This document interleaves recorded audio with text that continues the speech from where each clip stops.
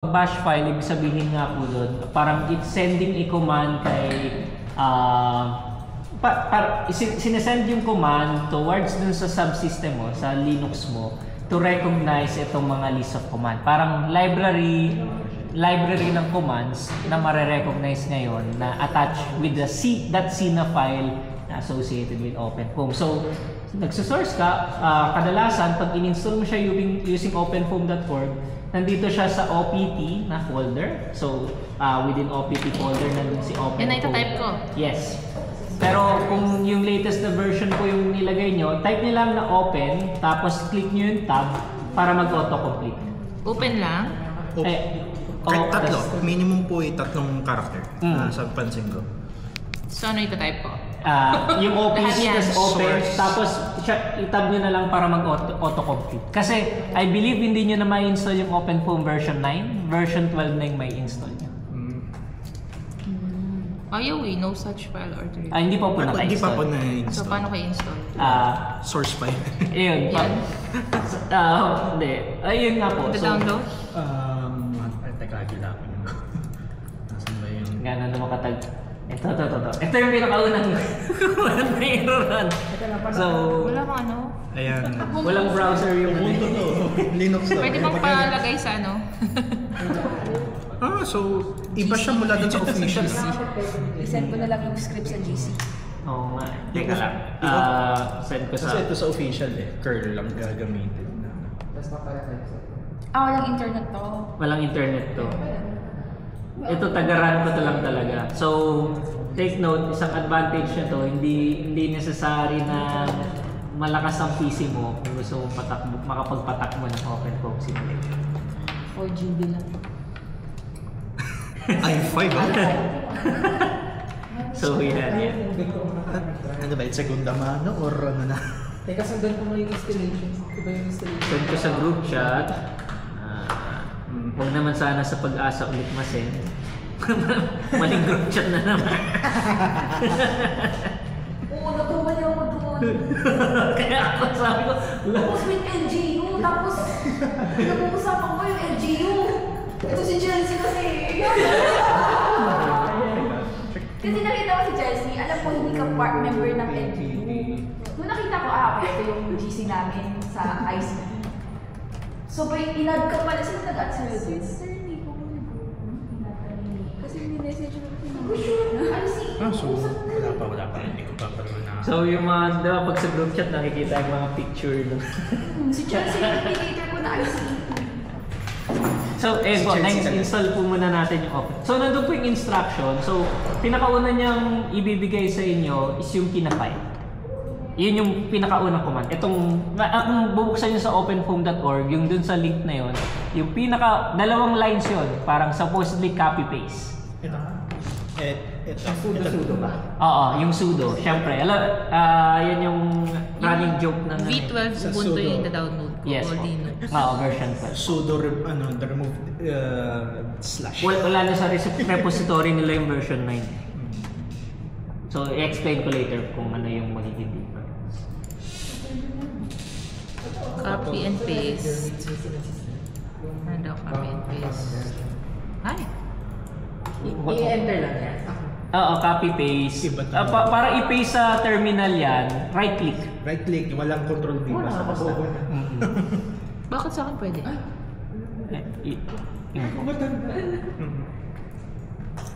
Ayun, tama.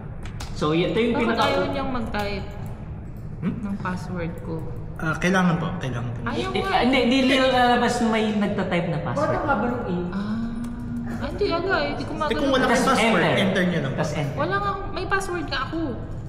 I-type nyo po yung password. Tapos, oo po. Ay, natatype na yung password. Natatype yung password. Sorry, try again. So, parang ganito siya. Yan, magtatanong ng password. Ayan, kasi sudo super user. Pwede na po ipasok yung pangalawa. Oo, pwedeng sabay. Pero sa akin, naninigurado ako na. Okay. Hello, 3 incorrect password attempts. Bakit ganun? Hindi na ako makapasok. Nakalimutan. Yun na yung password mo. Bakit ayaw na tanggapin yung password ko? Di ba po, right after you install si WSL, pag binuksan niya to, pa-prompt kayo, ano yung username, ano yung password. Yung password na yun, dapat yun yung Ala, hindi ko na ginagamit. maalala. Ha? Unahin mo parati ay dyan sa sa version, teka, check mo kung anong version mo muna. Hindi ko yung status nito eh. So, paano iba yun? Wala bang ano? Forgot password. I-uninstall niya mo. Kasi kailangan, teka. Romel, pag-guide na lang si Listel sa... Bakit ganun? So yan yung unang Ay, tanggapin tatanungin. yung password ko.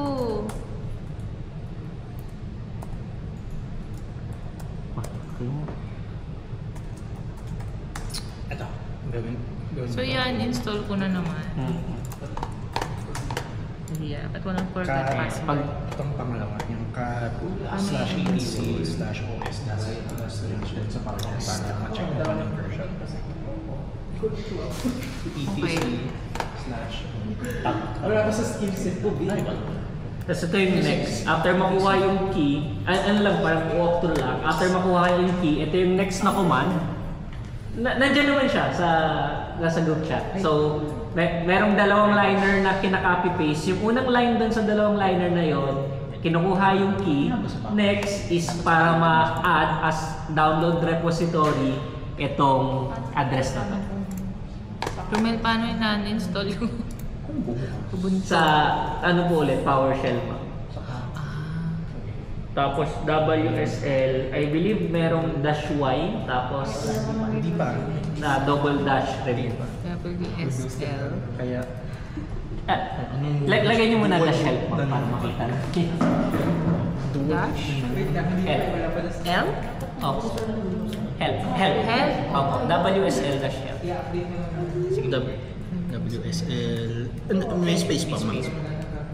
Dash help. Nandun yung ano. Or dash, may yung ba kahit dash H, no? Wala. Dash. Ayun, double dash. Ang double dash, kinakain tayo. Bakit hindi ako gusto agad pa? So, nakalagay dyan paano i-install. Yung group ka ba ng password ko talaga? Wala nang lagi ginagawa. Hindi ko alam kasi kung remove. Ayun, uninstall. Dash. Na-install ko yung Dash, last time. Uninstall. Oo, na-install ko yung last time kasi nakalimutan ko yung password. Delete mo na lang ano. Oh, i-uninstall nyo na lang ganito. Katulad ng WSL dash uninstall. So, sila rin naman po nag-install. Nag-install po lang. Kaya, Ako lang ba? Ako lang na-comment yata po. isa sa mga, ikaw ang ano rin. So, ayan, niraran nyo yung ngayon, pinuput niya na lahat ng listahan. Tapos next is sudo app get update. Yun yung nakita niya na sunod.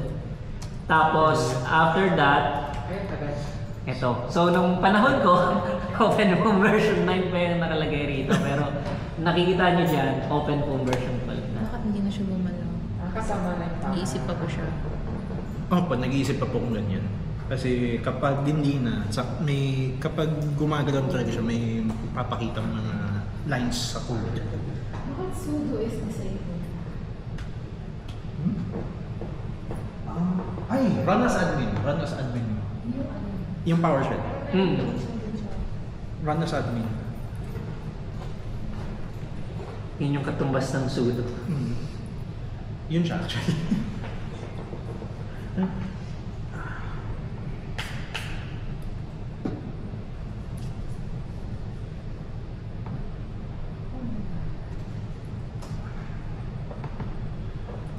Pwede install. Ano na bang version? Kailan bang huling update nitong ano na to? 5 months ago. So, ano pa to?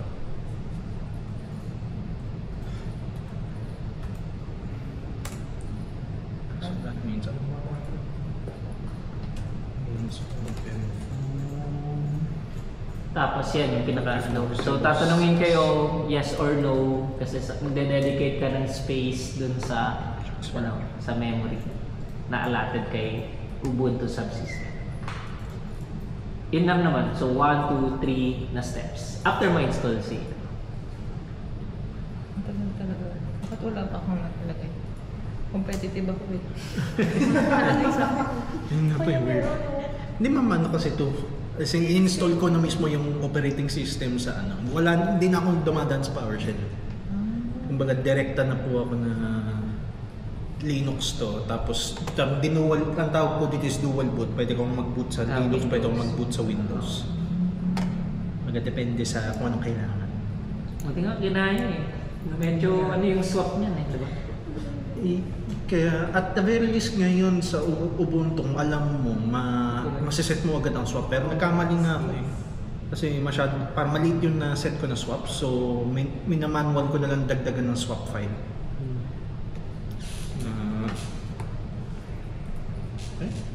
Okay, nice. Mas maganda nga wget kaysa kernel.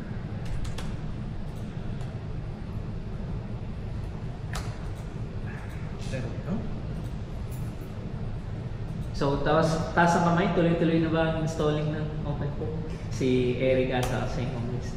Nakuha na ba yung password mo? Ako na Mahikitingin na lang ako kay Ito na ako, nasa installation stage na ako naman. Mahikitingin na lang ako sa inyo. For experience. Tapos sasabay na lang ako sa pag-asa. Ito po kasi bali, ito yung flow po niya eh. So, parang pakita ko lang. So, starting nga dun sa ano, yung pagkuha ng key. Ito po yun yung una. Which is itong unang part na to, yan yung key. Ay, dito. Iba na to. Kaya ako installer ng Blender.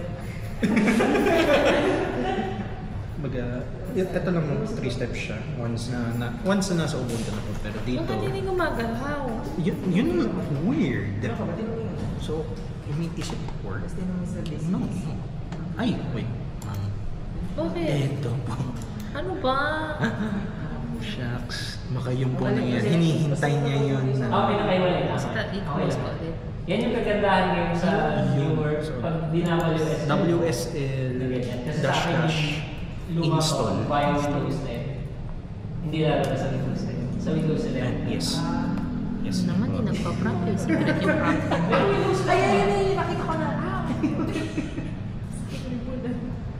Na, Anong code?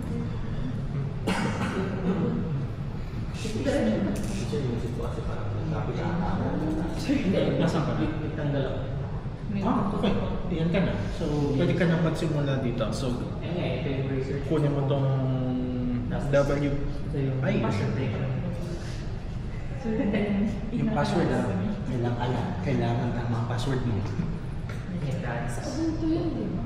I mean, PowerShell, or command prompt. Bali, ang bash kasi is yun yung programming language na command prompt version. Sakto yung topic eh. Share and bash. Wala na sa utak ko maggawa ko ng mga diagrams. Oo, kakailanganin nyo yun. Iba yung nasa akin actually. Pag nag-MSA kayo, nag-process na kayo ng ng data. Yun nga OpenFOAM siya. OpenFOAM to pero iba ang process niya ng konti. Kasi, I don't know eh. Hindi ko lang bakit siya magkaiba.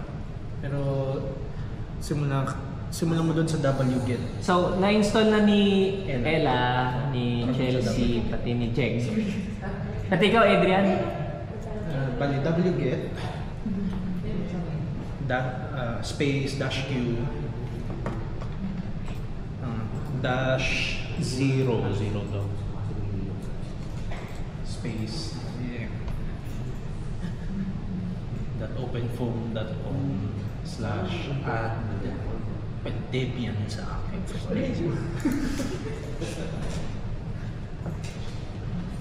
Sa Rugger sa inyo yung Debian ba yung key sa Debian? Parang hindi. Iba? Iba. GPG. Luma pa to, luma. Mas luma. Luma pa to. Yung mas bago kasi ito na yung bali, ano na, parang pareho ng Debian at saka Ubuntu. Which is typical. OpenFOAM develops. Actually, dito siya nagpapakita. Kapag sa installation ng OpenFOAM. Weird. Iba to. Ito. Kasi. Open home installation on Linux. Yan, may open. Ha? Saan? Hindi siya.